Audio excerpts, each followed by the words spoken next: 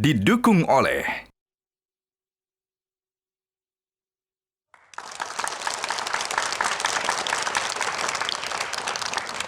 Dokter dan Bupati Taulen Masih melayani juga. Praktek, oh masih praktek juga, Iya, di melayani Rumah Sakit juga. Umum Daerah.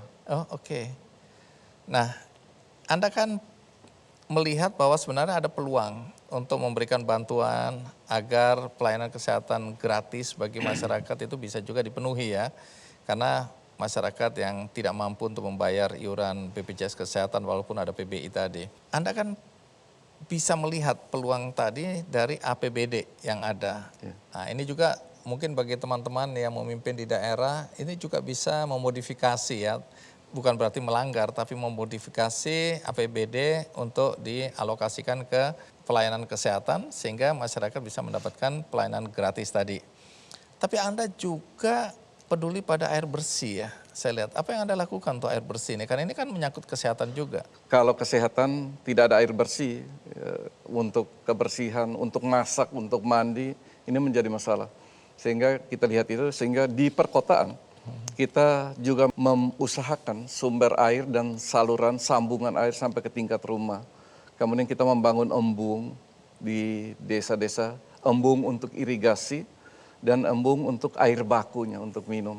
Kita juga berterima kasih kepada Presiden Joko Widodo yang juga membangun bendungan besar di sana, senilai 400 miliar di sana untuk memenuhi kebutuhan air baku dan air irigasi di sana, di food estate-nya di Kabupaten Belu. Bahkan Bapak Presiden 2 kali datang ke sana untuk meninjau itu. Nah, semua usaha ini adalah untuk mencukupi kebutuhan air bersih yang menjadi bagian dari kebutuhan untuk sanitasi, air minum, ya, untuk mencegah penyakit, katakan diare di kota dan di desa-desa. Dan hingga saat ini kita cukup signifikan untuk kebutuhan air di kota, perkotaan dan di desa sudah ada peningkatan. Nah kemudian saya dengar ini apakah benar atau tidak, bahkan di tempat Anda ini sudah ada layanan dokter spesialis. Apa benar? Siapa dokter spesialis yang mau ke sana itu? Jadi saya perlu cerita dulu tentang ini dan menyambut tadi ya reformasi di bidang kesehatan 6 pilar. Ya, pilar pertama itu layanan di kesehatan primer. Kami mencukupi ya, melihat sumber daya manusia, dokter, penempatan dokter, sarana prasarana, alat yang dibutuhkan oleh dokter di vaskes primer, itu puskesmas. Alat laboratorium untuk dia mendiagnosis alat-alat kebutuhan di sana, kemudian tenaga bidannya, tenaga perawatnya yang harus tinggal di daerah itu. Ya. Kemudian mereka juga punya fasilitas untuk merujuk pasien, termasuk informasi dan teknologi. Tahun ini di Kabupaten Belu, informasi dan teknologi sebagai salah satu pilar dari Kementerian Kesehatan di bidang informasi dan teknologi itu kami kembangkan di sana. Jadi digitalisasi di sistem layanan primer dan sekunder di tempat kami. Ya, pada saat ini di 17 puskesmas kami sudah punya semuanya. Bahkan Semuanya kemarin itu apa? Fasilitas? punya dokter, punya perawat, punya bidan yang tinggal di puskesmas. Itu di puskesmas. Nah, di kabupaten, vaskes sekunder atau pelayanan sekundernya di rumah sakit, hari ini di Kabupaten Belu, di rumah sakit kami, memiliki bukan hanya 7 spesialis dasar atau 7 spesialis sesuai yang direkomendasikan oleh Kementerian Kesehatan. Kami punya 12. Ya, jadi dokter penyakit dalam, dokter anak, dokter bedah, ya, dokter kandungan, ya, dokter anestesi, dokter laboratorium. Kami ada dokter jantung, dokter penyakit dalam, bahkan kami punya 4 dokter penyakit dalam dan 1 konsultan untuk penyakit hati dan saluran cerna. Dan itu adalah bupatinya yang melayani orang juga.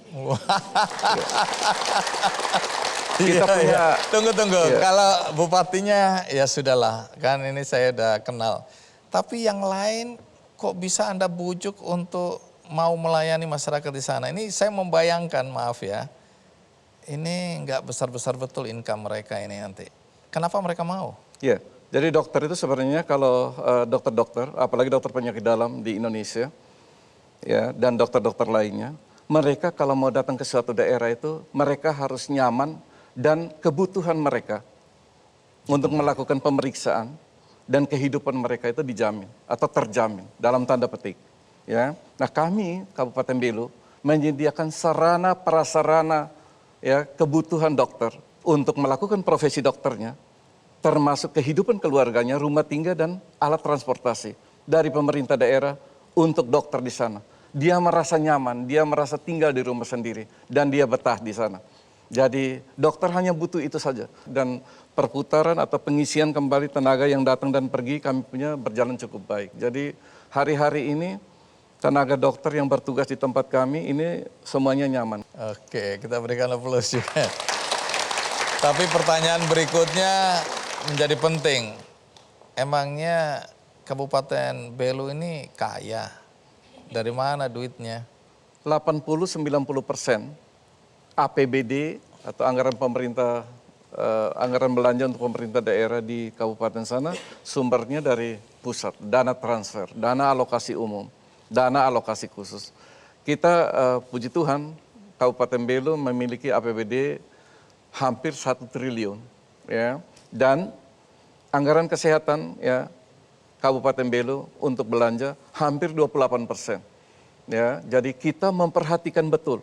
Ya, Undang-Undang 23 tahun 2014 mewajibkan pemerintah daerah untuk mengalokasikan dana itu untuk kebutuhan dasar, salah satunya kesehatan tadi, termasuk insentif yang cukup dan tepat waktu, sarana dan prasarana untuk dokter melakukan tugas profesionalnya secara baik.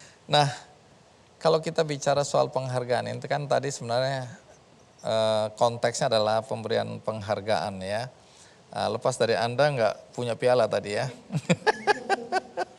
Tapi Kementerian Kesehatan sebenarnya mengapresiasi langkah-langkah kebijakan Anda yang Anda lakukan di daerah.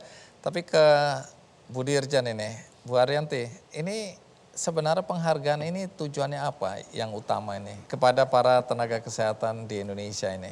Jadi penghargaan terhadap tenaga kesehatan ini adalah bagian dari upaya Kementerian Kesehatan untuk memberikan apresiasi kepada tenaga-tenaga kesehatan yang sudah bekerja tanpa mengenal lelah, ya, tanpa melihat di mana mereka bekerja, dan tentunya mereka juga tidak hanya sekedar memikirkan masalah ekonomi, tetapi mereka sering sekali malah lebih mementingkan kepentingan masyarakat. Nah, inilah yang kemudian kita cari tenaga-tenaga kesehatan yang berdedikasi luas ini untuk kita berikan penghargaan. Memang benar bukan dari sisi apa yang mereka dapat, tetapi ini kami harapkan bisa mendorong mereka untuk lebih semangat lagi dan juga mendorong tenaga-tenaga kesehatan lain untuk mencontoh gitu. Jangan hanya semua mau berkumpul di daerah-daerah kota-kota besar saja, tetapi juga mau mencontoh teman-temannya lain yang mau berbakti di daerah-daerah yang DTPK, DBK yang memang sulit untuk mendapatkan akses pelayanan. Sebenarnya Pak Anugerah terhadap tenaga kesehatan ini sudah berjalan cukup lama, kita lakukan setiap tahun, tetapi kategorinya kita tambah karena melihat situasi dan melihat kondisi yang semakin rasanya semakin banyak tenaga kesehatan yang perlu diapresiasi apa yang sudah mereka lakukan. Dan tentunya hari ini juga kami berterima kasih kepada Pak Bupati, ini adalah salah satu contoh kepala daerah yang mempunyai komitmen tinggi, dan kita tadi juga sudah disampaikan bahwa harusnya tahun depan ada apresiasi, ada piala juga Mas Andi untuk kepala daerah yang berkomitmen. Setuju. Jadi dengan pemberian anugerah atau penghargaan ini kepada para nakes di seluruh Indonesia, apa harapan dari Kementerian Kesehatan? Kami berharap tentunya mereka semakin semangat lagi ya. Dan kita juga memberikan penghargaan lain yang selain piala nih Mas Andi, kita juga untuk yang Muslim ini kita berikan kesempatan untuk menjadi petugas haji. Ya. Wah. Senang semua, berarti bisa naik haji juga dong ya? Sekaligus ya, jadi petugas haji ya. Dan tentunya nanti di sana mereka juga akan meningkatkan kompetensinya karena mereka di sana akan melayani jemaah-jemaah haji kita. Kemudian juga beberapa kategori juga mendapatkan kendaraan atau motor ya, karena kita melihat tugas-tugasnya. Jadi ada yang mendapatkan motor, ada juga yang akan mendapatkan studi banding ke luar negeri dan di dalam negeri. Wow. Baik, dokter yang Bupati. Ke depan apa rencana Anda untuk meningkatkan pelayanan kesehatan bagi daerah Anda ini? Kualitas layanan kami harus tingkatkan. Hari ini kami sudah memiliki peralatan-peralatan modern di sana ya. Jadi untuk layanan jantung, kemudian layanan penyakit hati dan saluran cerna, ya ada alat endoskopi, alat modern. Saya kira di Nusa Tenggara Timur, kabupaten yang memiliki ini dengan sumber dayanya adalah kami ya. Kemudian kita juga akan mengupayakan supaya rumah sakit di daerah kami ini, kalau betul dan sesuai dengan program Kementerian Kesehatan menjadikan hospital base untuk pendidikan, saya kira kami menjadi salah satu tempat. Jadi di samping menjadi pusat pendidikan, juga menjadi pusat layanan dan pusat rujukan. Oleh karena itu, kepada Kementerian Kesehatan, ya berpalinglah ke daerah sana dan jadikan ini dengan melengkapi sarana, prasarana, dan sumber daya manusia kesehatan supaya ini makin berkembang. Jadi hari ini kami sudah memiliki sebagian besar ya. Kami juga melakukan pendidikan untuk SDM kami. Kami mengirimkan dokter dari Kabupaten Belu untuk studi dan bekerja sama dengan pusat-pusat pendidikan, dengan Universitas Indonesia, dengan Universitas Diponegoro, dengan Universitas Udayana, dan universitas lainnya. Ya. Dan yang dikirim adalah anak-anak putra daerah, juga dengan beasiswa dan bantuan biaya, baik dari daerah maupun dari pusat.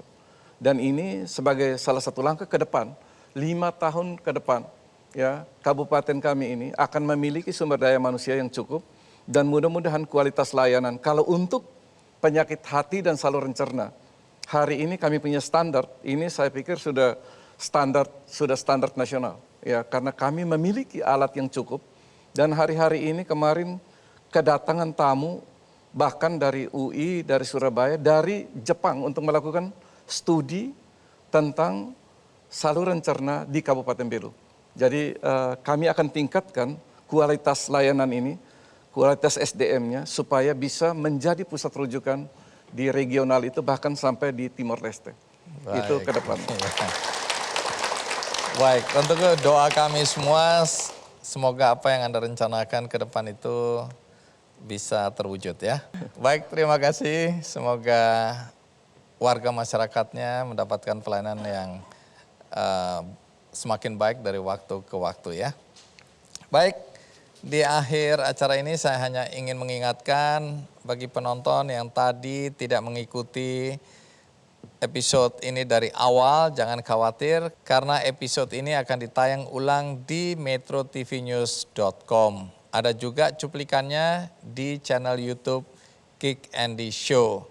Dan bagi Anda yang ingin berbuat baik bagi sesama, ada kesempatan untuk melakukannya melalui satu program yang diinisiasi oleh teman-teman komunitas We Love Others yang saat ini sedang menjalankan program penurunan angka stunting di Kabupaten Jember, Jawa Timur.